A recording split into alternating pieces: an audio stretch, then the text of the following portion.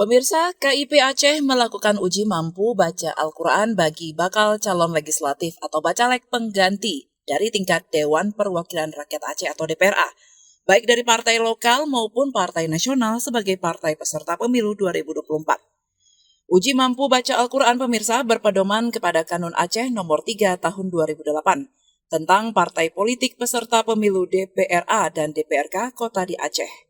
Kanun tersebut merupakan turunan dari Undang-Undang Nomor 11 Tahun 2006 tentang Pemerintahan Aceh.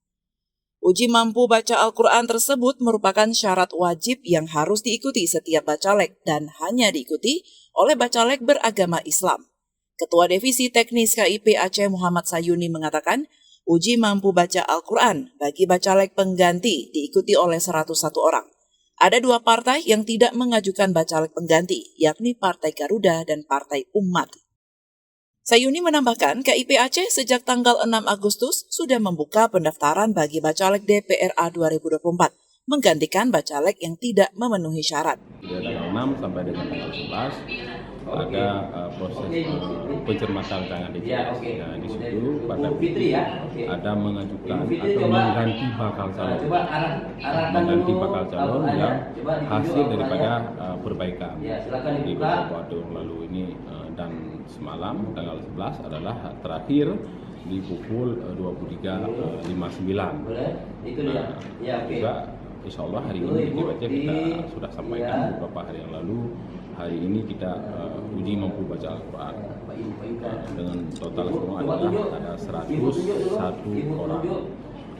Ini ada juga yang hadir langsung dari pagi ya, dan juga ada yang menggunakan video call ya. Tapi dengan catatan yang menonton video call itu pada menyampaikan surat kepada kami yang bahwa kondisi calon ada yang di luar daerah, di luar kota Banda Aceh dan lain sebagainya. Yang tidak mengajukan calegnya ada dua partai politik, Partai Garuda sama Partai Umat. Artinya orang itu sudah fit ya, tidak mengajukan pergantian bakal calonnya. Nantinya, bagi bacalek yang dinyatakan memenuhi syarat akan ditetapkan dalam daftar calon sementara atau DCS yang akan dijadwalkan pada 18 Agustus 2023 ini. Dari Banda Aceh, Lala Nurmala melaporkan untuk Puja TV Aceh.